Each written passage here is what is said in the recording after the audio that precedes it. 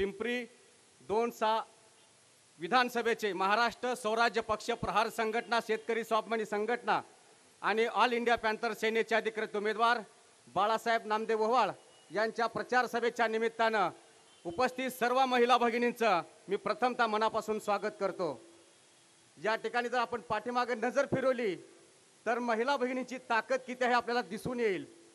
माझी बहीण माझी ताकद या स्लोगनच्या नावाखाली बाळासाहेब नामदेव ओव्हाळ यांनी गेली 6 महिन्यामध्ये ज्या 5 महिलांवर रक्षाबंधनाचा कार्यक्रम सुरू झाला तो आज 50,000 महिलांपर्यंत पोहोचला आणि आजच्या सभेला त्याचे आपल्याला गर्दी दिसून येईल। या सगळ्या माता बहिणींचं मी प्रथमतः मनापासून स्वागत करतो। खरं तर महानगरपालिकेची ही निवडणूक नाही, ही विधानसभेची निवडणूक आहे। विधानसभेच्या निवडणुकीमध्ये कुठले प्रश्न मांडायचे असतात ते प्रथमतः समजलं पाहिजे। आज गेली 15 वर्ष झाले या विधानसभेमध्ये कुठलाही एखादा मोठा प्रकल्प आला नाही ना कुठल्याही माझ्या माता भगिनीच्या हाताला काम मिळालं नाही। ज्यावेळेस झोपडपट्टीचे प्रश्न असतात त्यावेळेस दुर्गंधी नाकाला हात लावून जावं लागतं। माझ्या बहिणींच्या आरोग्याची काळजी घेतली गेली नाही, माझ्या तरुणांच्या हाताला रोजगार दिला नाही। आज ही तरुण पिढी व्यसनाच्या अधीन गेली आणि झोपडपट्टीच्या लोकांना नाव ठेवली जातात। मित्रांनो, माणूस वाईट नसतो, परिस्थिती वाईट असते। त्याच परिस्थितीलाच झुंज देत असणारा आपला गरीब समाज हा झोपडपट्टीत पोटाची खळगी भरण्यासाठी मिळेल ते काम करतो आणि पोटाची खळगी भरतो। पण इथल्या राजकारणाने गेली 60 वर्ष आपल्या मताच्या जोरावर त्यांनी इमले उभा केले। माझीच गाडी माझीच माडी, माझ्याच बायकोची गोल गोल साडी, याच्या पलीकडे यांना काही दिसलं नाही। मित्रांनो, आता बदल करण्याची वेळ आली आहे। बाळासाहेब ओव्हाळासारखा इच्छाशक्ती असणारा, दूरदृष्टी असणारा नेता तुमच्या समोर उभा केलोय। मीही राष्ट्रवादी काँग्रेस पक्षाचा गेली 25 वर्ष काम करत होतो, पण राष्ट्रवादी काँग्रेस पक्ष मी 25 वर्षानंतर सोडला। मागासवर्गीयाला खोटी आश्वासन दिली जातात, फुले शाहू आंबेडकरांचं नाव घेतलं जातं, संगतीला घेतात पण पंक्तीत जेवळा बसवत नाहीत। ही हरामखोरांची नीच औलाद आपल्याला बदलावी लागेल। बाळासाहेब नामदेव ओव्हाळांच्या रूपानं तुमच्या समोर माऊलीनं तुमच्या जीवाभावाचा बाहू उभा केलेला आहे। मित्रांनो, या माणसाकडे विजन आहे। माझ्या माता भगिनींच्या हाताला रोजगार मिळावा, माझ्या झोपडपट्टीतला मुलगा व्यसनाच्या अधीन न जाता त्याला MPSC UPSCच्या मार्गदर्शनाखाली त्याला अधिकारी बनवायचं स्वप्न या माणसाकडे आहे। या माणसाला हाताला रोजगार देण्याचं विजन आहे। या माणसाला झोपडपट्टी पुनर्वसन प्रकल्पामध्ये 500 स्क्वेअर फूट देण्याचं विजन आहे। मित्रांनो, एकदा संधी देऊन बघा। तुम्ही अनेकांना संधी दिल्या, अनेकांनी आपली घरं भरली गेली, पण आपल्या समाजाचा गोरगरिबांचा विचार केला गेला नाही। ही सगळ्यात मोठी शोकांतिका आहे। बाबासाहेब आंबेडकरांनी भीमा तुझ्यामुळे अनेकांची बुद्धी हरली, अरे भीमा तुझ्या पुढे अनेकांची बुद्धी हरली आणि तुझ्या एका पेनच्या सहीने आमची जिंदगी सुधारली। तशी बाळासाहेब ओव्हाळांची पेनाची निभ हे चिन्ह आहे। त्यांच्या समेत चिंचवडमध्ये मारुती बापकर आहेत, त्यांचंही चिन्ह पेनाची निभ आहे, त्यांचाही क्रमांक 4 आहे। बाळासाहेब ओव्हाळांचाही क्रमांक 4 आहे। तर 4 नंबरचं बटन दाबून माऊलीनो तुमच्या जीवाभावाचा भाऊ या ठिकाणी आमदार करावं अशी आपल्याला विनंती करतो आणि या ठिकाणी थांबतो। जय हिंद, जय भीम, जय लहुजी। प्रथमतः सर्व महामानवांना अभिवादन करतो आणि जमलेल्या सर्व मतदार बंधू आणि भगिनींनो, आपल्या समोर 2024 ला एक बाळ उभं आहे। बाळ, तुमच्या सर्व लाडक्या बहिणींचं बाळ, ज्यांचे आई वडील लहानपणीच वारलेत आणि ते तुमच्या आशीर्वादाने ह्या पिंपरी मतदारसंघात एवढं मोठं कार्य करण्याचा विडा उचललेला आहे।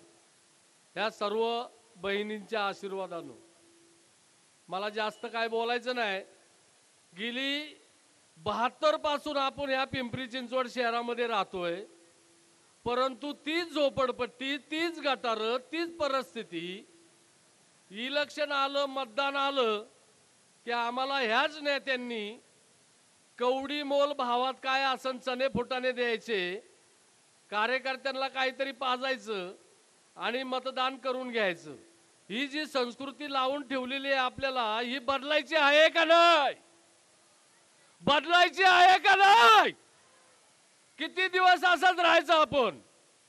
आम्ही ज्या वेळेला शाळेत जातो, 10वी पास झाले, 8वी पर्यंत पोरं आपली पास होतात, पण ज्या वेळेला 10वी पासून कॉलेजमध्ये जातो त्यावेळेला लाख रुपये, 2 लाख रुपये, 3 लाख रुपये आपण आणायचे कुठून?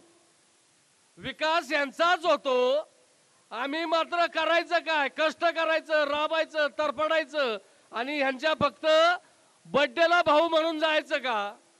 तर हे लक्षात घेण्यासारखी गोष्ट आहे. दुसरा विषय, पवना नदीचं पाणी हे फ्रीजचं पाणी पितात ऑफिसमध्ये, बिस्लरीचं पाणी पितात ऑफिसमध्ये आणि आपल्याला गाळून पाणी देतात. ह्या पवना नदीमध्ये अक्षरशः किडे पडलेले आहेत.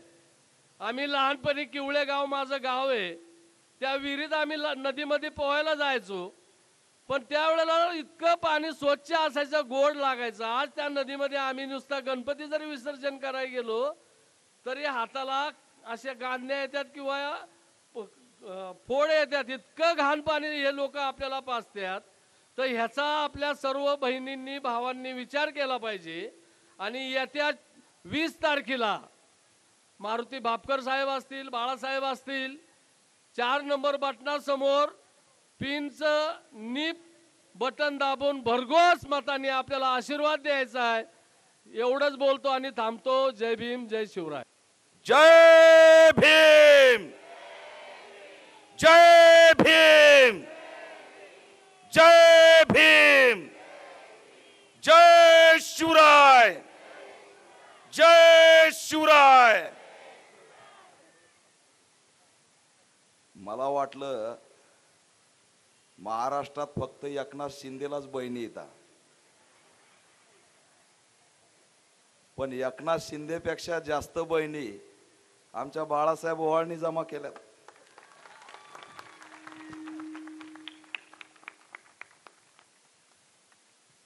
बाळासाहेबांनी काय स्कीम दिली त्यांनाच माहिती.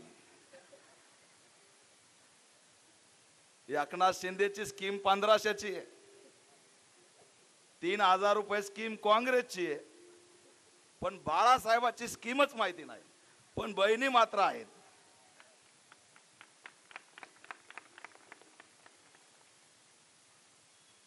त्याच्यामुळे आनंद आहे की एक झुंजार नेता या ठिकाणी एवढी गर्दी जमा करतो. गाव कुसातून या पुण्यामध्ये पोट भरण्यासाठी आलेलं हे व्यक्तिमत्व आज या ठिकाणी आमदार बनण्याचं स्वप्न बघतोय. जर हे राष्ट्रवादी, ही महाविकास आघाडी, ही महायुती असती तर त्यांना त्यांच्या दारात हेलपाटे मारत बसावं लागले असते. पण छत्रपती राजश्री शाहू महाराजांचे वंशज छत्रपती संभाजी राजे यांना आमदार बनण्यासाठी पुढे आलेले. ते आमदार बनवल्याशिवाय शांत बसणार नाही.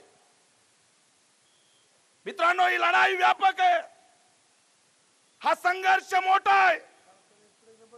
किती दिवस आपण खितपत पडायचं, किती दिवस आपण हुजगेगिरी करायची, किती दिवस आपण यांच्या सतरंजा उचलायच्या, किती दिवस आपण यांचे भाषण ऐकायचे.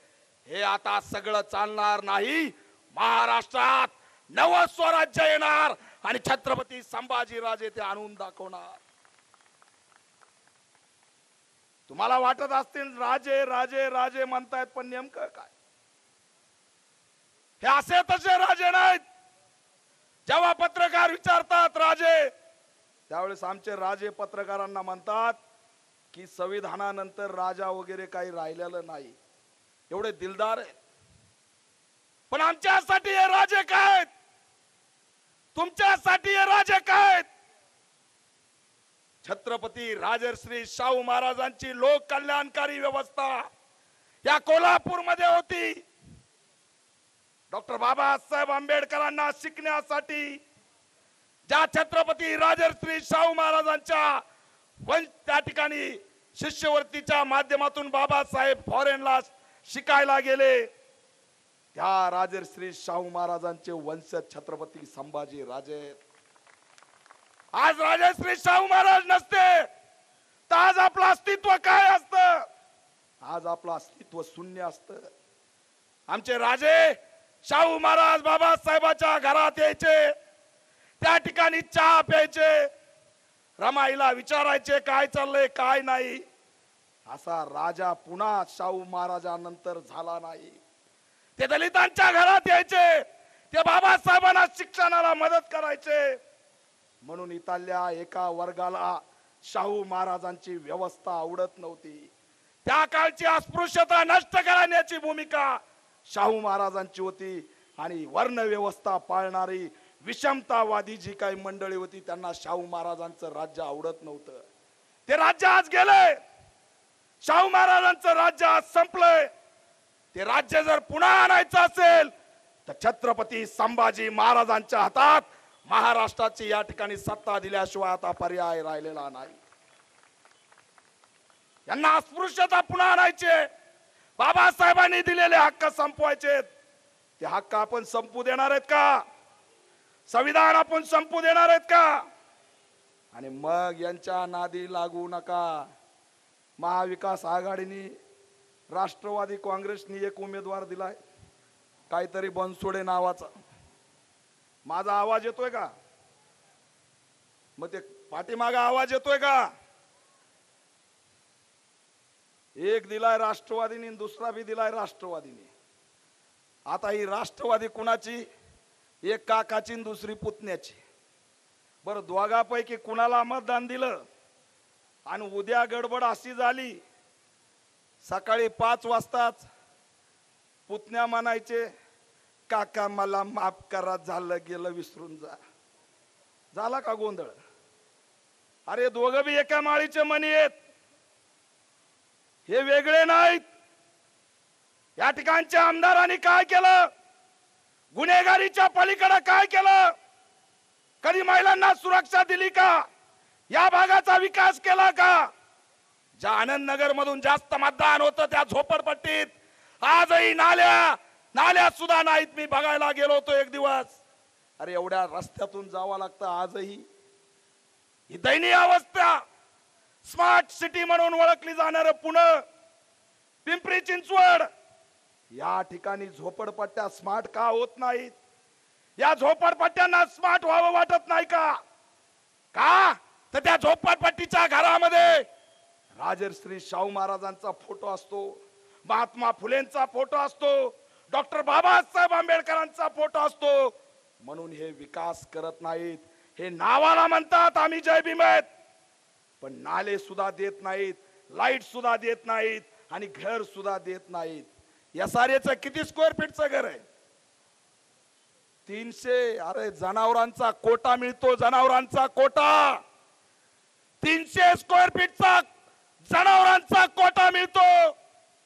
राजे आज आम्हाला 75 वर्ष झाले स्वातंत्र्याला, आम्हाला 300 स्क्वेअर फीटचं घर दिलं जातं आणि एका 300 स्क्वेअर फीट मध्ये 12 जणांना राहावं लागतं. आमचे जवान 2-3 भाऊ कसे जगत असतील राजे? त्यांचं अस्तित्व किती भयंकर आहे हे सरकार आमची थट्टा करते. ही एसआरएची स्कीम नाही, आम्हाला पुन्हा गुलाम करणारी, जनावरांची वागणूक देणारी स्कीम आहे. ही एसआरएची स्कीम होऊ शकत नाही. राजे मुंबईला एसआरएच्या एका बिल्डिंगला आग लागली, बाहेर यायला सुद्धा जागा मिळाली नाही, एवढी दयनीय अवस्था झाली. आमच्या झोपड्या बऱ्या होत्या, आम्हाला नको एसआरए, पण आम्हाला बिल्डरचं भलं करायचंय. आम्हाला बिल्डर महत्वाचा आहे, बिल्डरसाठी आमदार महत्वाचा आहे, बिल्डरचा घासा भरण्यासाठी महत्वाचा आहे. 300 स्क्वेअर फीट मध्ये कोण राहू शकतंय? या अण्णा बनसोडेला विचारतो की या महाराष्ट्रातल्या आमदारांना विचारतो, अरे 1,000 स्क्वेअर फीटचं तुमचं बाथरूम आहे आणि तुम्ही आम्हा दलितांना 300 स्क्वेअर फीटचं घर देताय. काय थट्टाय? काय थट्टाय? हा बदल करावा लागेल.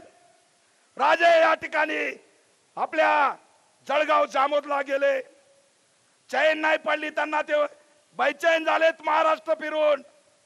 आदिवाशाच्या तांड्यावरती रात्रभर राहिले, 3 वाजेपर्यंत त्या समाजाचे प्रश्न समजून घेतले.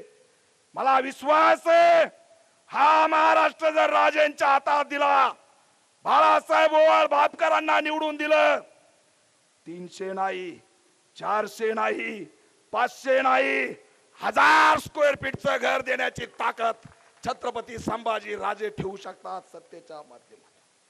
तुम्ही बदल गेल्याशिवाय परिवर्तन होणार नाही. तुम्ही रमाईच्या लेकी आहेत का नाही? मला जोरात बोला, मी पोट तिडकीने बोलतोय. तुम्ही जिजाऊच्या लेकी आहेत की नाही? तुम्ही सावित्रीच्या लेकी आहेत की नाही? तुमच्या प्रत्येकीच्या गळ्यामध्ये किती किती ग्राम सोनं आहे. अरे आमच्या रमाईच्या अंगावर साडी सुद्धा नव्हती. तिचे लेकर, 4 लेकर मांडीवर तडफडून मेले. का मेले? तुम्हाला मताचा अधिकार मिळावा म्हणून बाबासाहेब महासूर या ठिकाणी तयार झाला. आज तुमची गणना कशात आहे? हे आनंदनगर, ही झोपडपट्टी आम्ही एका रात्रीत विकत घेऊ 1000 5,000 रुपयांनी. बाबासाहेबांचा अपमान करणार का? रमाईचा अपमान करणार का? मत विकणार का? तुम्ही जर विकला नाहीत तर या ठिकाणी नव स्वराज्य आणण्यापासून कोणताच माईचा लाल आपल्याला रोखू शकत नाही, हे लक्षात घ्या. आणि म्हणून बराच वेळ झालाय.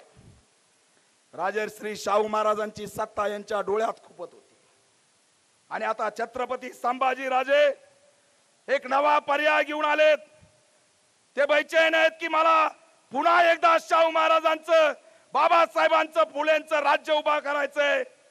तर त्यांना बदनाम करण्यासाठी अमुक टीम, तमुक टीम, बी टीम म्हणलं जातंय. कोणती टीम नाही.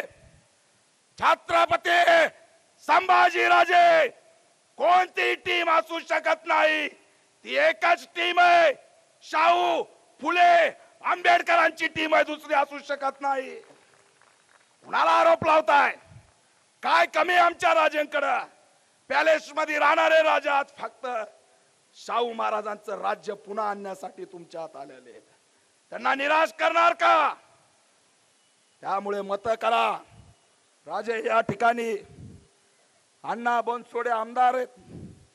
ही बाजूची जागा माहिती कशासाठी? कुणाला माहित आहे? कुणाला माहित आहे? त्या ताईला माहित आहे. राजे गेले अनेक वर्ष आम्ही लढतोय की या पाठीमागच्या जागेत जिथं बाबासाहेब आहेत त्याच्या मागच्या बाजूला माता रमाईचा पुतळा झाला पाहिजे. यासाठी आमचा संघर्ष. ज्या दिवशी बाळासाहेब ओवाळ तुम्ही आमदार कराल, बापकरांना आमदार कराल, त्या दिवशी तर करूच.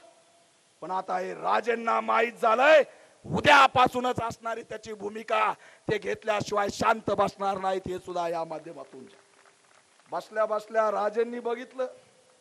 राजे मला म्हणले, दीपकराव अजब आहे, बाबासाहेबांच्या डोक्यावरून मेट्रो चालली, हे सहन होतंय का? अरे मी आता बघितलं बाबासाहेबांच्या डोक्यावरून मेट्रो. आम्ही छत्रपती संभाजीनगरला ज्या वेळेस डेव्हलपमेंटचं आम्ही स्वागत करतो, पण ज्या वेळेस उड्डाण पूल गेला तर त्या उड्डाण पुलाच्या वर छत्रपती शिवाजी महाराजांचा पुतळा उभा केला. हे सुद्धा काम केल्याशिवाय आम्ही शांत बसणार नाही. आणि म्हणून लढाई आजची विकासाची नाही, कामगारांची नाही, मजुरांची नाही, दलितांची नाही. ते नोमानी काय म्हणले आणि त्या नोमानींना फडणवीस काय म्हणले हे चलतंय. धर्माच्या नावावर मतं मिळवायचे, जातीच्या दंगलीवरती मतं मिळवायचे, हे कदापि आता आम्ही खपवून घेणार नाहीत. आणि म्हणून या सगळ्या बाबी लक्षात घेऊन एक गोष्ट लक्षात ठेवा, दोघाच्या नादी लागू नका आणि एकच भाऊ एकनाथ भाऊ काय म्हणू नका. तुम्हाला काय म्हणायचंय? आता एक घोषणा दिली, एक आहे तो शेप आहे. कुणी सांगितली होती बरं ही घोषणा? हा, अरे बाबा, परवाच मोदींनी दिली, ती आपली घोषणा नाही. आपली घोषणा काय? संविधान है तो हम सब है. कोणती घोषणा? संविधान है. बोला ना रे बाबा. संविधान है, संविधान है, संविधान है. जोपर्यंत संविधान आहे तोपर्यंत आपण आहेत.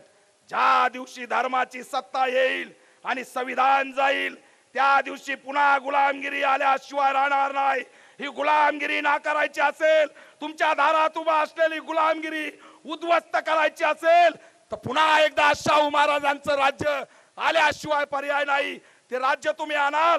आणि बाळासाहेब ओहाळ, पेनाची नीब 4 नंबर बटन, आणि आमचे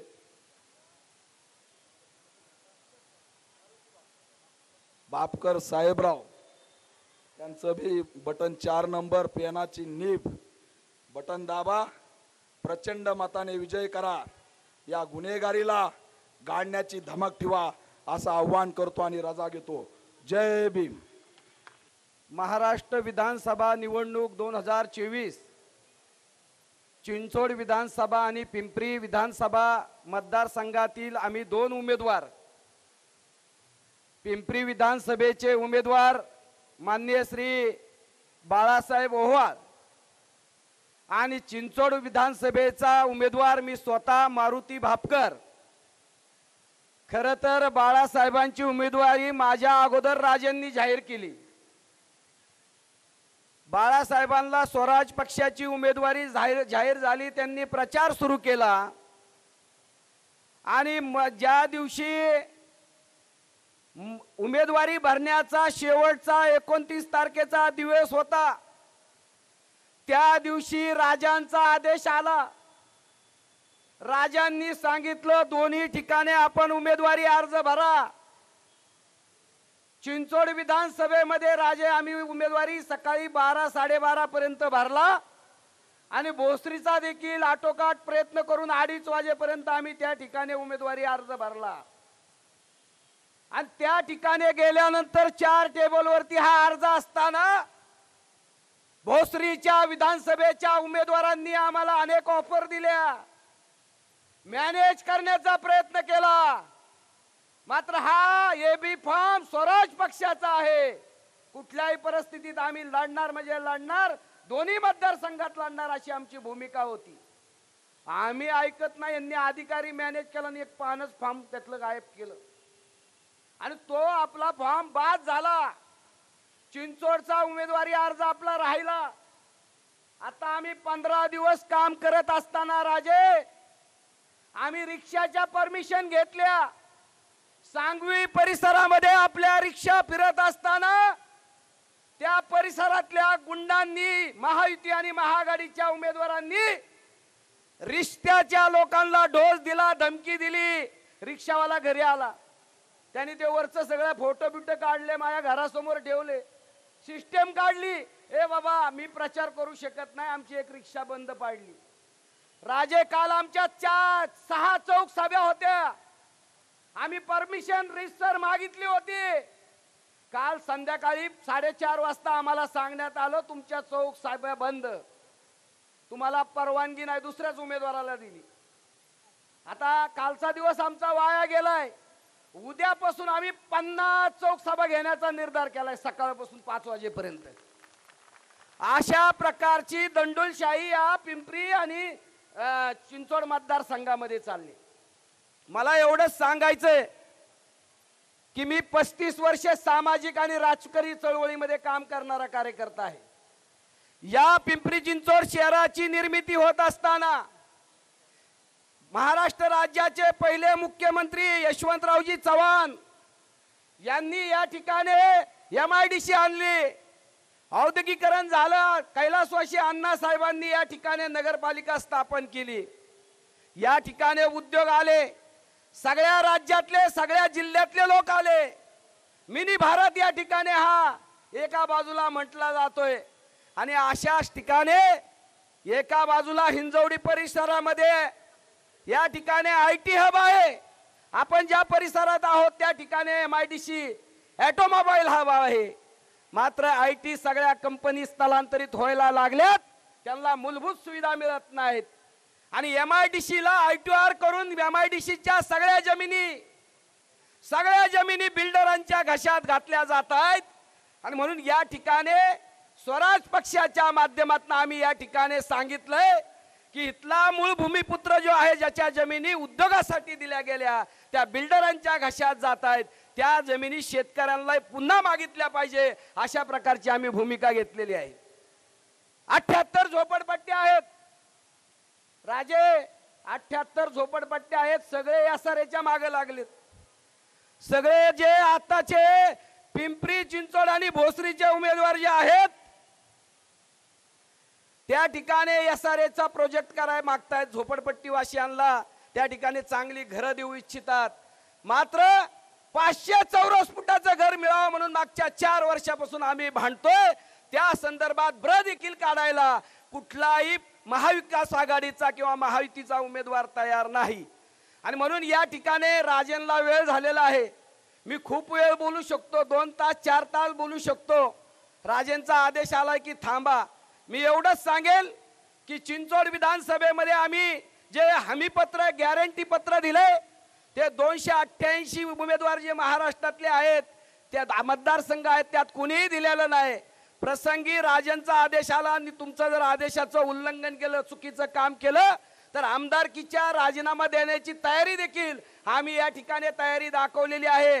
राजे, आम्ही या ठिकाणी सगळ्या भागामध्ये आमचं गॅरंटी पत्र आणि अहवाल पोहोचवलाय. शांतीत क्रांती झालेली आपल्याला दिसेल. येत्या 23 तारखेला पिंपरी चिंचवड मध्ये इतिहास घडेल आणि एक शेतकऱ्याचा मुलगा, एक कामगाराचा मुलगा, एक सर्वसामान्य माणूस प्रस्थापित लोकांना पराजित करून स्वराज्याचा झेंडा विधानसभेवर लावल्याशिवाय स्वस्त बसणार नाही एवढं अभिवचन देतो आणि थांबतो. धन्यवाद.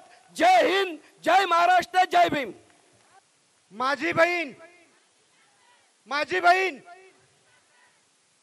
साहेब, ही सर्व मंडळी अशीच नाही आली, हेच दाखवायचं होतं मला. ह्या माझ्या बहिणी आहेत आणि बहिणींची संख्याही बघा. कारण का हे जोडलेल्या तरी त्यातल्या फक्त आणि फक्त 25% बहिणी ह्या, सॉरी 25% नाही 15% बहिणी या ठिकाणी उपस्थित आहेत. असू द्यात. महाराष्ट्राचे कुलदैवत राजे छत्रपती शिवराय, तुमचे आमचे सर्वांचे उद्धार करते डॉक्टर बाबासाहेब आंबेडकर व इतर सर्व महामानवांना प्रथम अभिवादन करतो. आज या ठिकाणी आपल्या स्वराज्य पक्षाचे सन्माननीय अध्यक्ष राजे संभाजी राजे, त्याचबरोबर आमचे सहकारी मित्र भापकर साहेब, या पिंपरी चिंचवड शहराचे स्वराज्य पक्षाचे सन्माननीय अध्यक्ष विजयजी जरे आणि या आम्हाला सहकार्य करणारे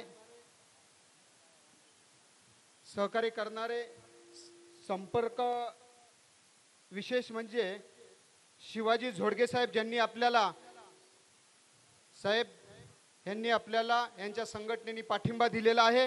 ते बंजारा समाजचे अध्यक्ष सन्माननीय राजकुमार चव्हाण साहेब, त्याचबरोबर लोक जनशक्ती पार्टीचे झोडगे साहेब आणि त्याचबरोबर आमचे या ठिकाणी अल्पसंख्याकचे शकूरभाई आणि सर्वात महत्त्वाचं ज्यांच्यासाठी तुम्ही सर्वजण आतुर असता, नेहमी हा समाज आतुर असतो, ज्यांची टिप्पणी ऐकण्यासाठी सर्वजण आतुरतेने वाट पाहत असतात, ज्यांनी मला कालपासून मला ज्यांनी खूप आग्रह धरला होता, अशी ही जनता, त्यांचे सर्वांचे चाहते दीपक भाई केदार यांच्यासाठी टाळ्या वाजवायच्यात.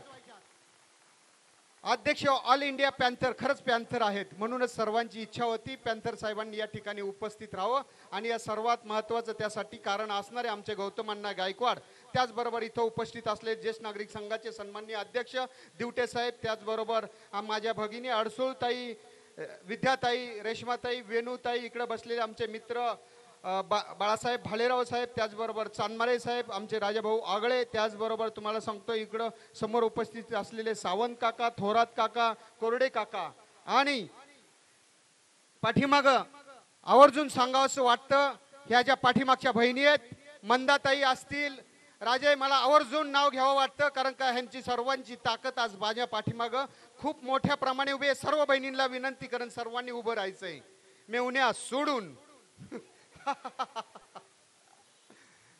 साहेब, हे सगळे पहिल्या फळीचे उमेदवार आहेत. उमेदवार म्हणजे ह्यांची इच्छा आहे आणि माझी इच्छा आहे. याचबरोबर माझे सहकारी विनोद कांबळे आणि सचिन सकाटे. विनोद कांबळे आणि सचिन सकाटे, तुम्ही मागं राहिला तर पाठीमागच राहणार. यांनी 25 वर्षे राष्ट्रवादीची दारं झिजवलेली आहेत आणि त्यांना आणि ह्यातल्या किती ज्यांचं लक असेल त्यांना मी माझ्या विचारांनी, माझ्या ताकदीने, तुमच्या आमच्या सर्वांच्या ताकदीने यांना नगरसेवक केल्याशिवाय राहणार नाही. आणि जर तुम्ही असं मागं बसणार असाल तर खाली उतरून गेला तरी चालेल, मागं जाऊ नका. त्याचबरोबर आम्हाला सर्वांना पाठिंबा देणारे बहुजन प्रेरणा बुद्ध सामाजिक ट्रस्टचे सन्माननीय अध्यक्ष फारुक एस कुरेशी साहेब उठून सर्वांना नमस्कार करा, जय भीम करा, सलाम करा. बरं असू द्या, मी आता राजे माझ्या शब्दांना सुरुवात करतो. यांचं सर्वांचं पाठीमागं जेवढे आहेत, चोरगे काका असतील, या ज्योतिताई असतील, आमचे ह्या जयश्रीताई असतील, भाग्यश्रीताई असतील, त्याचबरोबर डोळस असतील, प्रशांत असल, शिलाताई आहेत, मालनताई आहेत, यांची सर्वांची जेवढ्यांची नावं घ्यावी तेवढी कमी आहेत. गिरांजेताई, स्नेहलताई, पाठीमागं आमच्या मम्मी आहेत, जगताप आई. आणि त्याचबरोबर तुम्हाला सांगायचं म्हटलं तर या ठिकाणी हे संजय कांबळे, त्याचबरोबर चोरगे पप्पा, राजाभाऊ पाठीमागं राहिले, ज्यांनी हे 6 महिने हे चालवतात. राजाभाऊ तुम्ही पुढे या. आमचे बंधू शोभराज ओव्हाळ, बंधू अजित ओव्हाळ, त्याचबरोबर राजाभाऊ, त्याचबरोबर तुम्हाला सांगतो माझे सहकारी, आमचं अख्खं कुटुंब ह्यामध्ये कामाला लागलेलं आहे.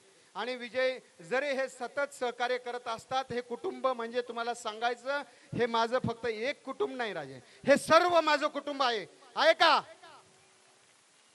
जर अशीच आणलेली माणसं असती तर नाही राजे, ही अंतकरणातून आलेली आहे, माझ्यावर प्रेम करणारी आलेली माणसं आहेत. आणि मी यांच्याकडे एकच मागतोय ते की ह्यांनी फक्त प्रेम द्यायचं आहे. मी आजपर्यंत कुणालाही सांगितलं नाही की मला कुठल्याही प्रकारचं मतदान नाही पाहिजे, तुमचं प्रेम पाहिजे. मागितलंय का कुणाला मतदान आजपर्यंत? मी मागितलंय का राजे? मी कधीच यांच्याकडे मतदान मागत नाही.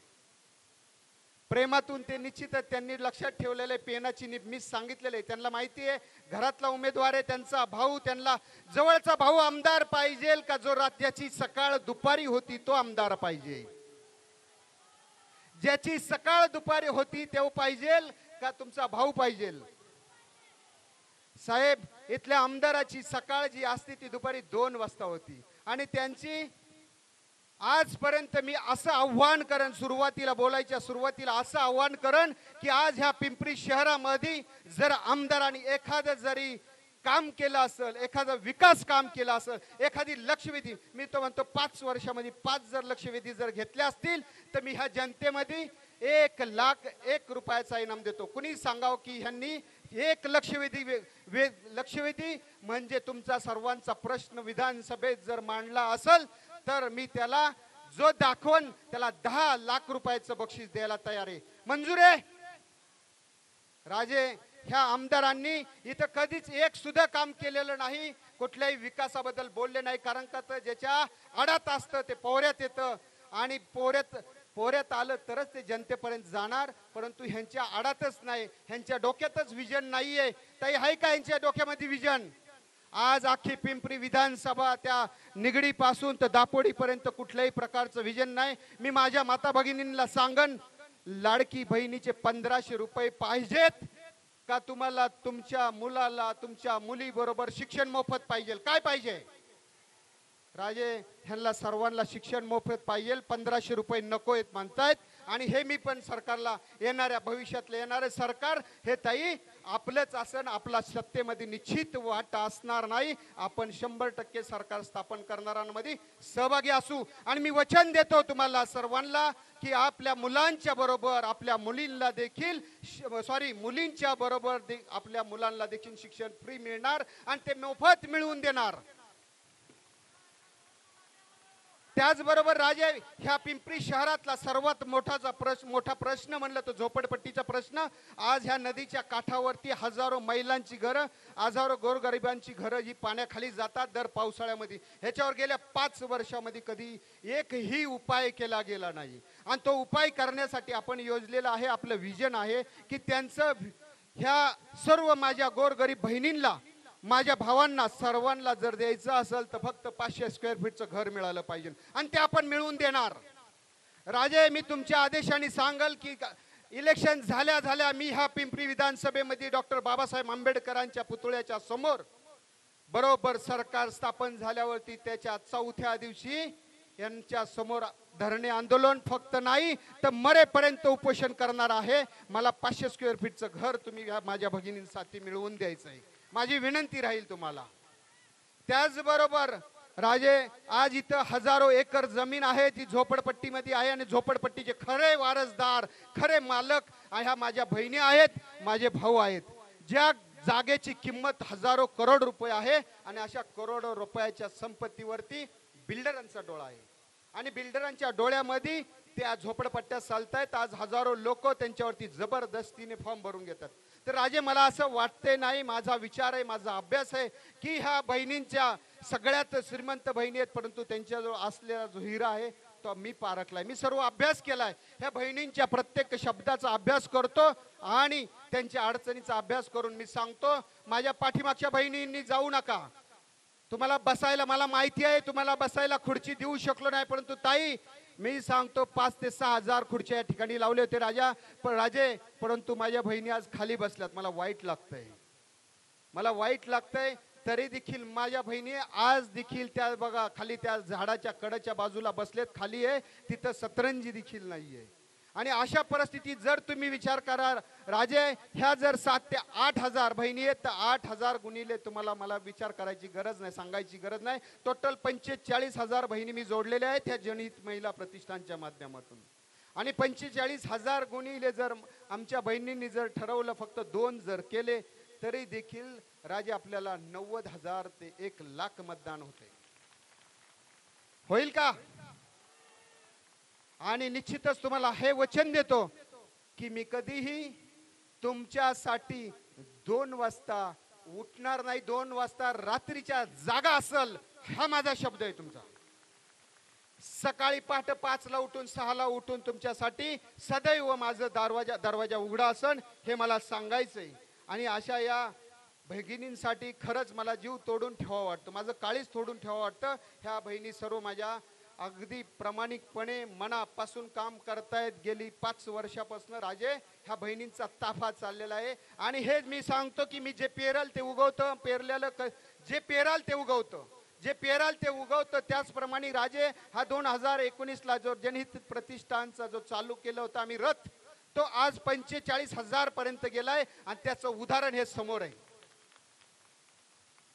आणि मला आवर्जून सांगावंसं वाटतंय, मुद्दाम मी आता एका मुद्द्याकडे येतो. बहिणींनो, मी नावं घेऊ शकत नाही कारण का आता वेळ कमी आपल्याकडं. मला राजेंना आणि आपल्याला सर्वांना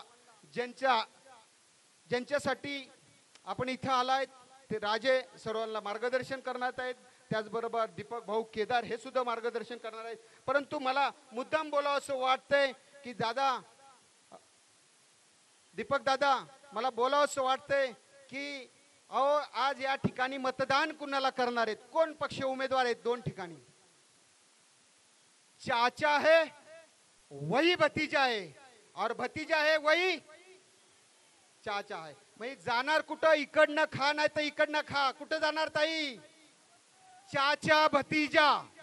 मग अशा चाचा भतीजांच्या ऐवजी आमचे महाराष्ट्र स्वराज्य पक्षाचे संस्थापक अध्यक्ष राजे छत्रपती शिवरायांचे 13वे वंशज या ठिकाणी उपस्थित आहे. आणि ज्यांच्याकडे कुठल्याही प्रकारची लालसा नाही, ज्यांच्या वंशजांनी, ज्यांच्या पिढीच्या छत्रपतींनी महाराष्ट्रासाठी सर्व काही दिलेले आहे, स्वराज्य स्थापन केले, अशा वंशजांकडे निश्चित तुम्ही सत्ता द्यावी अशी मला आव्हान करायचंय. देणार? कारण का तर चोरी करून गेलेल्याला तिकडे वॉशिंग मशीन मध्ये टाकून एकदा रिंग फिरवली की काय होतंय? क्लीन होतंय, असं पांढरं होतंय, पांढरं.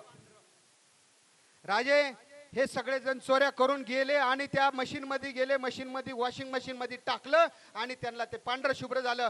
आज 5 ते 7 वर्ष आम्ही प्रामाणिकपणे काम केलं आणि त्याचं फळ आम्हाला लास्टला ह्या लोकांना जवळ घेतलं, पक्षांनी जवळ घेतलं आणि त्यांना वॉशिंग मशीन मधून क्लीन केलं. सर्वसामान्य जनता विचारती, बाळासाहेब, माझी कधी जनता ही जी दलित जनता, जी डॉक्टर बाबासाहेब आंबेडकरांवरती प्रेम करणारी जनता कधीच भारतीय जनता पार्टी बरोबर नव्हती, कधीच नव्हती, ना संघाबरोबर होती. परंतु राजे ही परिस्थिती अशी निर्माण झाली की ज्या वेळेस मी सांगितलं, बऱ्याच जणांना सांगितलं आपण जाऊया, इकडचे विचार चांगले आहेत, विचार चांगले, परंतु असतो आपल्याला वेळ असतो. परंतु ज्याच्या जवळ असतं ना नाटक करायचं, जे असतं नाटक करायला काय करावं लागतं? जास्त काळ कोणी नाटक करू शकत नाही, जास्त काळ नाटक करू शकत नाही. राजे ह्यांनी काय केलं माहिती का? त्यांची असली कातडी दाखवायची सुरुवात केली आणि सगळ्या चोरांना आपल्या बरोबर घेतलं आणि अल्ली बाबा 40 चोर प्रमाणे त्यांना कोठडीत टाकून वाईट केलं. त्यामुळे ही सगळी जनता परत फिरली. फिरलाय का? राजे खरंच फक्त चोरांना घेतल्यामुळे चोराचे सेनापती झाले आणि हे सेनापतींच्या बरोबर आम्हाला कधी जाऊ वाटलं नव्हतं. पूर्वी जाऊ वाटलं होतं, परंतु आज आम्हाला तुमच्यासारखं नेतृत्व भेटलं आणि त्यामुळं मला आवर्जून यावंसं वाटलं की आपल्या पक्षामध्ये येऊन आपण काम करावं. तुम्हाला सांगावंसं वाटतंय की गेले 6 महिने, गेल्या वर्षी 2 वर्षापूर्वी जे नवाब मलिकांच्या बरोबर विरोधात बोलत होते, नवाब मलिकांना बोलत होते की हे बॉम्बस्फोटातल्या आरोपींचे साथीदार आहेत. मग मला राजे तुम्हाला विचारायचं, जर हे साथीदार आहेत तर अजितदादा सारखं नेतृत्व कुणाचं साथीदार म्हणावं लागेल? जर अजितदादांच्या बरोबर नवाब मलिक आहेत तर अजितदादांना काय म्हणावं लागेल? त्यांचा जोडीदार म्हणावं लागेल. कारण का तर दादा सारखे जर नेतृत्व, आणि तुम्हाला माहिती आहे जर दादा जर त्यांना जवळ घेत आहेत मग दादा पण गुन्हेगार आहेत का? आज किती वर्ष त्यांच्यावरती नवाब मलिकांवरती आरोप करत होते, त्यांना पक्षाने तिकीट देऊन त्यांच्यावरती आज प्रचार करतात, त्यांना निवडून आणणार. मग एका बॉम्बस्फोटातला देशद्रोही माणसाच्या बरोबर असणारी सर्व व्यक्ती जर त्याचप्रमाणे असतील तर त्यांना काय म्हणायचं? चोराच्या जोडीदाराला काय म्हणायचं? चोराच्या जोडीदाराला काय म्हणायचं? मग राजे तुमच्या सारख्याने हा प्रश्न विचारावा, चोराच्या जोडीदाराला चोरच म्हटलं पाहिजे. राजे जो आपल्या बापाचा होऊ शकत नाही, तुम्हाला सांगायचं राजे, माझे लहानपणी आई वडील गेल्याच्या नंतर माझी चुलती आज इथं आहे. कुठं आहे? ताई आणि आमच्या वहिनी, अशा चुलत्या चुलत्यांनी सुद्धा माझ्यासाठी खस्ता घेतल्या आणि आज त्यांच्यामुळे इथं उभा आहे. परंतु एका चुलत्यावरती उलट वार करून बापासारखा चुलत्याला विचारणारे की हे कधी जातील? राजे असल्या नेत्यांच्या बरोबर राहणारे व्यक्तींच्या बरोबर आपण काय जायचं? जनतेने जायचं का? जो आपल्या बापाचा मृत्यू बघत असन, आपल्या बापाच्या विरोधात बोलत असन, त्यांनी लवकर जावं, त्यांनी कारभार संपवावा, देश सोडून जावा, जग सोडून जावा. अशा चुलत्या, अशा पुतण्याबरोबर किंवा अशा मुलाबरोबर जायचं का? राजे कधीच जनता कबूल करत नाही, जनता ह्यांना लाथाडल्याशिवाय राहणार नाही. राजे मला हे सांगावंसं वाटतंय, आज जर या ठिकाणी कामं करायची असतील तर राजे ह्या इथं खूप विकास काम आहेत. इथं माझ्या व्हिजन मध्ये ह्या गोरगरिबांच्या जागेमधून जे हजारो एकर जागा रिक्त राहील त्या जागेतून हजारो रोजगार उपलब्ध होतील. तुम्हाला सांगायचं राजे, महिला भगिनींनो, तुमच्या जागा ज्या करोडो रुपये किमतीच्या जागा आहेत त्या ठिकाणी जर आपण एखादा प्रोजेक्ट उभा केला तर त्या प्रोजेक्ट मधनं हजारो रोजगार मिळतील राजे, हजारो रोजगार उपलब्ध होतील. आणि कितीतरी माझ्या महिला भगिनींना जे काम करायला जावं लागतं ते थांबतील. त्यांना फक्त घरात मुलांकडे लक्ष द्यावं लागेल आणि मुलांच्या शिक्षणाकडे लक्ष देताना ते लोक त्यांच्या मुलाबाळांना संरक्षित करतील, त्यांना सुधरवतील, त्यांच्यावरती लक्ष देतील, त्यांचं शिक्षण दिलं जाईल. आणि राजे हा जर कुणाचा जर मुलांना पण शिक्षण फ्री मिळालं पाहिजे, मोफत मिळालं पाहिजे हा संकल्प असेल तर माझ्या पत्नीचा संकल्प आहे की मुलींच्या बरोबर मुलांना सुद्धा शिक्षण मोफत मिळालं पाहिजे, हा माझ्या पत्नीचा संकल्प आहे. राजे माझ्याजवळ भरपूर काय बोलायचंय, परंतु मला आणखी एक मुद्दा सांगायचा आहे. जो आज पवना नदी काठचा जो भाग आहे त्या ठिकाणी जर हजारो एकर जमीन उपलब्ध होती राजे, त्या जमिनीच्या पवना नदीच्या कडेला जर आपण जर अगदी चौपाटी सारखं डेव्हलपमेंट केलं, विकास केला तर त्या ठिकाणी सुद्धा हजारो एकर जागेमध्ये हजारो टपऱ्या लागतील. टपऱ्या म्हणजे गाळे उपलब्ध होतील आणि त्या गाळ्यांमधनं ह्यांना हजारो लोकांना रोजगार मिळेल. त्या ठिकाणी आज रात्री 12-1च्या दरम्यान आपल्या इथं स्मशानभूमीजवळ कोणी जात नाही, परंतु ताई जर ती चौपाटी झाली तर तुमच्या सर्व माता भगिनी त्या ठिकाणी रात्री 2 वाजता, 12 वाजता, 1 वाजता कधीही जाऊ शकतील. आणि ते काम करायचं म्हणलं तुमच्या सर्वांच्या साक्षीने, तुमच्या सर्वांच्या विचारांनी, तुमच्या सर्वांच्या साथीने मी शपथ घेतो की हजारो बेरोजगारांना मी ह्या ठिकाणी रोजगार देणार आहे. बस मला खूप काय बोलायचंय, पण तो आज या ठिकाणी माझ्या माता भगिनी मीनाताई आहेत, रेश्माताई आहेत, सारिकाताई आहेत, मेनूताई आहेत, मीनाताई, विद्याताई, अडसूळताई, ह्या सगळ्यांची तोंडपाठ नावं आहेत राजे, परंतु वेळ नाही माझ्याकडं. आमच्या मुंबीन भाभी आहेत, शेखताई आहेत, सय्यदताई आहेत, मला जन्नत ताईच्या बद्दल विचारायचं. जन्नत ताई आलेले आहेत का? जन्नत ताई, आज इथं हिंदू, मुस्लिम, सिख, ईसाई हम सब भाई भाई हा नारा बोलावासा जरूर वाटतो. कारण का तर मला जर साथ करणारे सर्वजण असतील तर पहा, आज या ठिकाणी माझी नूरीताई बहीण आहे, माझी मंदाताई बहीण आहे, समोर बसलेल्या कोमल असेल, रेश्मा असेल, ह्या सगळ्या बहिणी आहेत.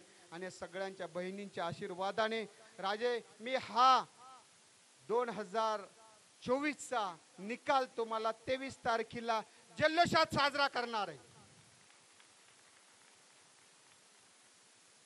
तरी देखील मी अजून त्यांच्यावर मत नाही मागितलं. मी जर मत मागितलं तर काय होईल? मत मागू का तुम्हाला? नाही. मी माझं वाक्य शेवटपर्यंत ना, आपलं चिन्ह काय आहे? आपलं चिन्ह काय आहे पाठीमाग? राजे नीप सगळीकडे पोहोचलेली आहे. आता फक्त आपल्याला लिहायचं बाकी आहे. आणि ते 23 तारखेनंतर 100% त्या नीपनी मी स्वतः लिहिणार. राजे मी यांना सर्वांचं ह्यांचं एवढं प्रेम आहे की हे मला आणि आपल्या उमेदवारांना, जे की आपले मारुती भापकर साहेब पण आहेत, यांना विजयी केल्याशिवाय राहणार नाही. एवढेच मी त्यांना सर्वांना विनंती करेन, सर्वांनी विजयी करायचंय, विजयी करणार एवढी सर्वांना विनंती करतो आणि थांबतो. धन्यवाद. जय भीम. परिवर्तन महाशक्तीच्या वतीनं स्वराज्य पक्षाचे अधिकृत उमेदवार माननीय बाळासाहेब ओवाळ, आमचे चिंचवडचे दुसरे उमेदवार स्वराज्य पक्षाचे माननीय मारुतीराव भापकर, ज्यांनी आत्ताच आपल्या परखड शब्दात आणि छत्रपती शिवाजी महाराजांच्या आणि शाहू महाराजांच्या घराण्यावर प्रेम करणारे आणि स्वतः माझ्यावर सुद्धा सध्या त्यांचं प्रेम आणि वाढलेलं आहे, ते ऑल इंडिया पॅन्थरचे राष्ट्रीय अध्यक्ष माननीय दीपकराव केदार, या विचार मंचावर इथं उपस्थित सर्व स्वराज्य पक्षाचे सर्व पदाधिकारी आणि मोठ्या संख्येने इथं उपस्थित सर्व माता भगिनी आणि उपस्थित सर्व बंधूंनो, आज आपण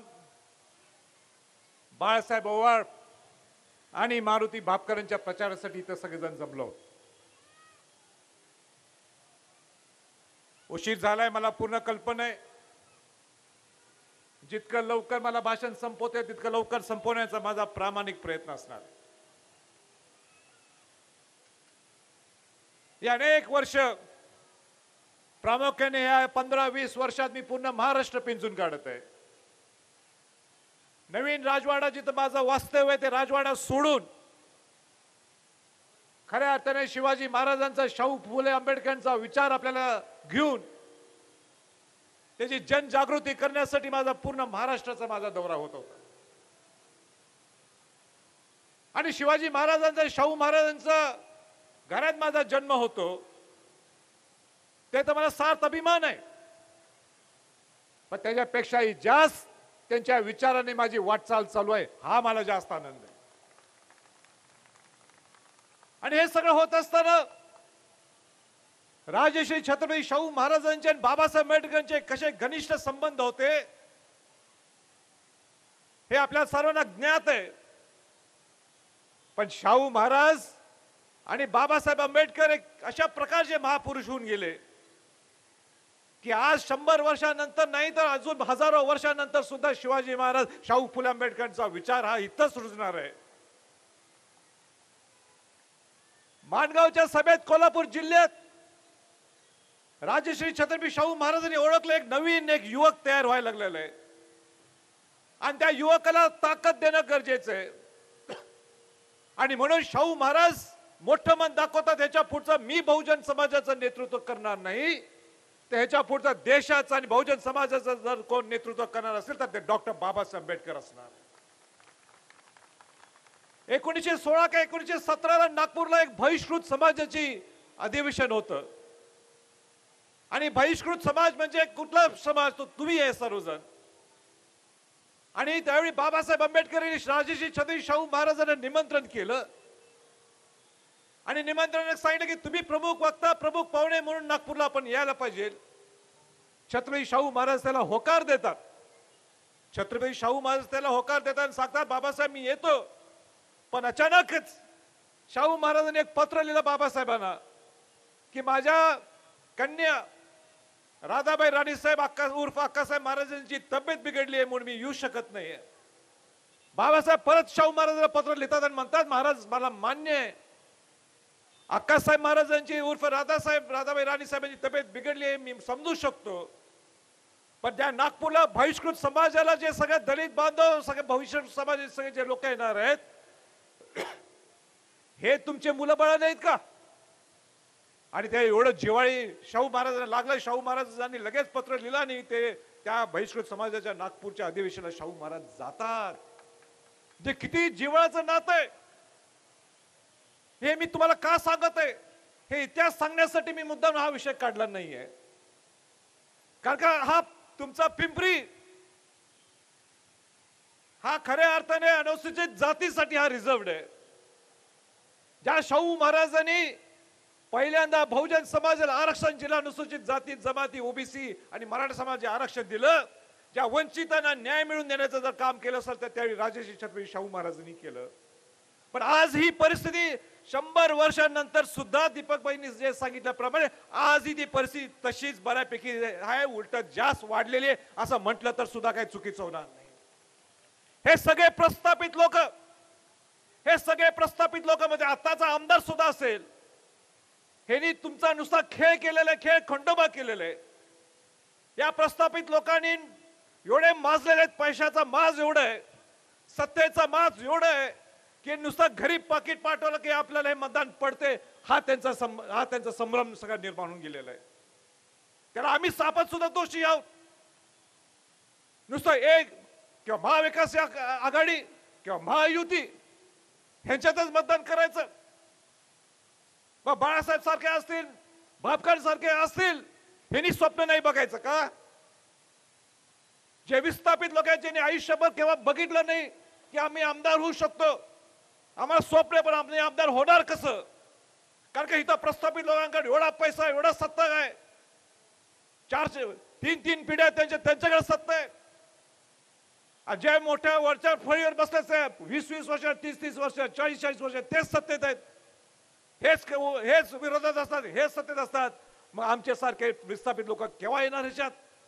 आणि त्याच्यासाठी या स्वराज्य पक्षाची ही स्थापना झालेली आहे. स्वराज्य पक्ष हा खऱ्या अर्थाने विस्थापित लोकांसाठी आहे जे आपल्या जीवनात आपल्या आयुष्यात हे स्वप्न बघू शकतात. त्यांच्यासाठी हा स्वराज्य पक्षाची निर्मिती केलेली आहे. आज मला आनंद आहे की आज बाळासाहेबांच्या प्रयत्नात 7-8 हजार महिला भगिनी इथं आल्या. धाडस केली बाळासाहेबांनी. त्यांनी बघितलं असं त्यांनी स्वप्नात बघितलं असं एवढ्या महिला भगिनी इथं आणू शकतो मी. तुम्ही आणू शकता. इच्छाशक्ती असल्यास सगळे तुमच्याकडे येऊ शकतात बरोबर. पण मला वाईट वाटतंय की 75 वर्षात जी इतकी राजकीय परिस्थिती गढूळ झालेली आहे एवढं महाराष्ट्राने गलीचे राजकारण 75 वर्षात केव्हा पाहिलेलं नाही. आणि ह्याला जबाबदार कोण? मग ह्याला जबाबदार हे राजकीय मंडळी नाही आहे. ह्याला जबाबदार आपण आहे का? या प्रस्थापित लोकांना नुसतं आपण मतदान करतो. आपण सुद्धा काहीतरी वेगळं महाराष्ट्र बघू ना. जर स्वराज्य पक्ष आणि परिवर्तन महाशक्तीच्या वतीनं एक स्वराज्य आणि बाकीचे आमचे घटक पक्ष जर एक सुसंस्कृत महाराष्ट्र बघण्याचं एक स्वप्न पाहायला लागलेले आहेत तर तुम्ही साथ द्या नको का?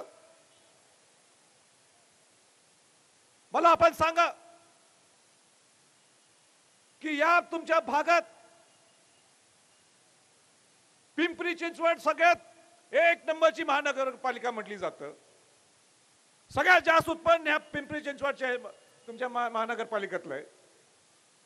मग तुमचे अनेक प्रश्न का सुटले नाहीत अजून? का या दलित समाजाच्या ह्या आनंदनगर ह्या वस्तीत आज ही सुख सुविधा नाहीये? का तुम्ही विचार आवाज उठवत नाहीये? तुमच्यावर खेळ खंडोबा करतात हे सगळे लोक.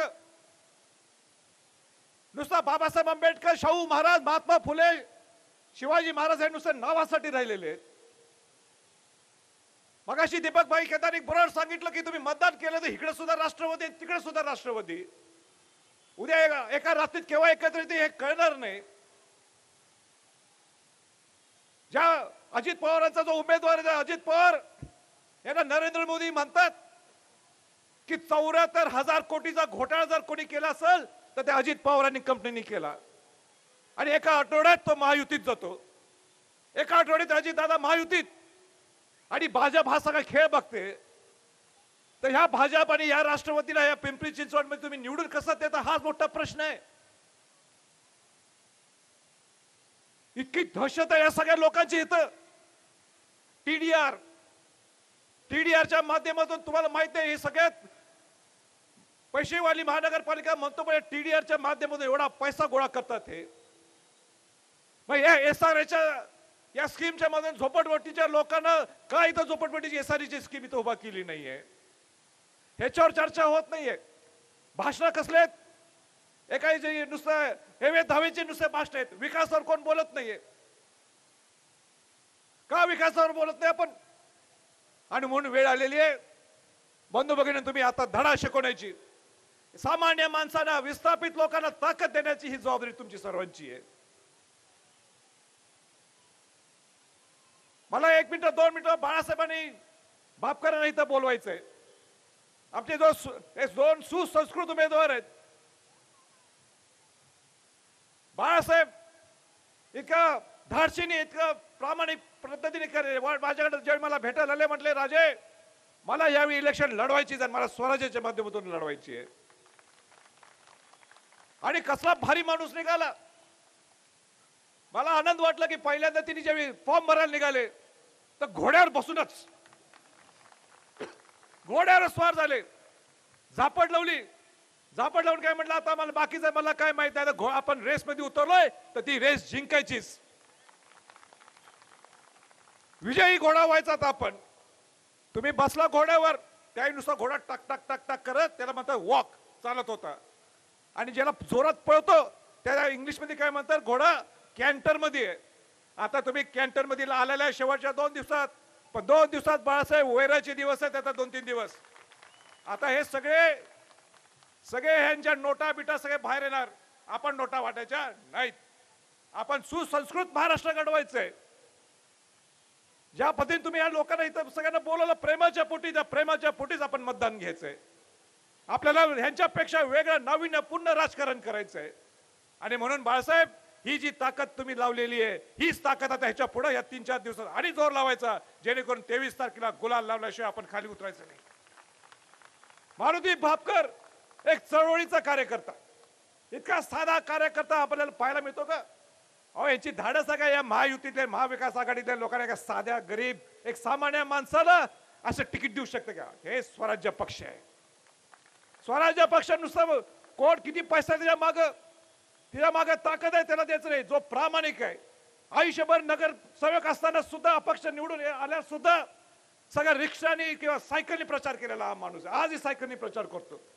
मेट्रोत जातो आणि तिथं प्रचार करतो. अवार्ड मोठा असा देखावापणा करत नाही. हा चळवळीचा माणूस शाहू फुले आंबेडकर शिवाजी महाराजांचा चळवळीत जीवन ठेवणारा हा माणूस आहे. कष्टकरी कामगारांच्या बाजूला राहणारा हा व्यक्ती आहे.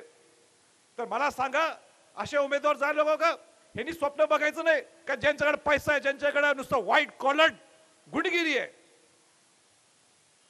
दीपक केदारचा मला मुद्दा सांगायचं इथं व्हाईट कॉलर गुंडगिरी आहे इथं. पण तुम्ही लक्षात ठेवा तुम्ही दोघांनी तुमचे असतील ते व्हाईट कॉलर दहशत दाखवत असतील पण तुमच्या पाठीशी छत्रपती संभाजी राजे आहेत. आणि अशा पद्धती जर काय केलं तुम्हाला त्रास दिला 3-4 दिवसात तर या छत्रपती संभाजी राजेंची सुद्धा या सगळ्या प्रस्थापित लोकांची गाठ असणार आहे. आणि म्हणून जास्त काही न बोलता वेळ उशीर झालाय अशीच ताकद लावा आणि निश्चित विजय तुमच्याकडे तुम्ही खेचून आणा. आणि बापकर साहेब इतिहास घडू शकतोय. आपण मिरॅकल्स मध्ये बिलीव्ह करायचं. मिरॅकल्स म्हणजे काय चमत्कार. बघा त्यांना माहित आहे मी सांगायची गरजच नाही. मी जरा अडकलो होतो मराठी शब्द कुठला हुडकून काढायचा. चमत्कार घडू शकतो.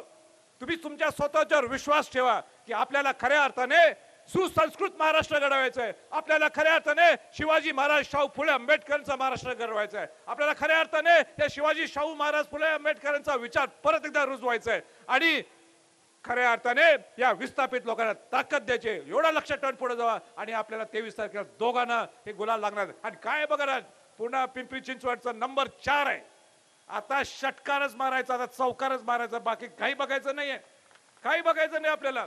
आणि म्हणून एक चांगले उमेदवार 2 आम्ही स्वराज्य पक्षाच्या माध्यमातून आम्ही देऊ शकलो, याबद्दल मी तुमचा म्हणजे काय म्हणता देऊ शकतो, याबद्दल मी सगळ्या लोकांचा सुद्धा मी मनापासून आभार व्यक्त करतो आणि थांबतो. जय हिंद, जय महाराष्ट्र, जय स्वराज्य. Hello hello. महाराष्ट्र स्वराज्य पक्षाचा छत्रपती संभाजीराजे आप आगे बढ़ो, बाळासाहेब ओवाळ आगे बढ़ो, मारुति बापकर आगे बढ़ो, दीपक भाई केदार आगे बढ़ो, बाळासाहेब ओवाळ आगे बढ़ो. सर्व बहिणींनी 5 मिनिटं खाली बसा. आपला कार्यक्रम संपत आलेला आहे. सर्वांनी 5 मिनिटं खाली बसा.